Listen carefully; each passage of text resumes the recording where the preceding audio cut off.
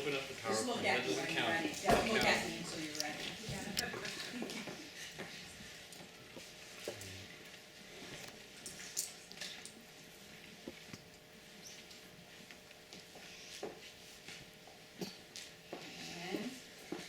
You got it.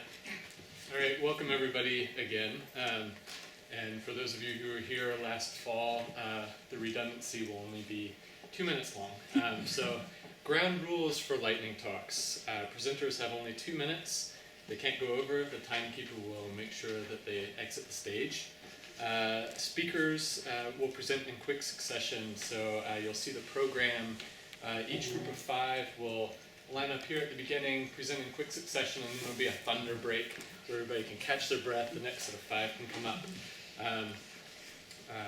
Also, hold your applause until the thunder break. And speakers, you know to come to the front of the room. Also, again, use that thunder break as a time to write more thoughts or questions or sort of requests for programs that have to do with Save As, and we'll collect those later. So just wanted to inspire everyone with a repeat video.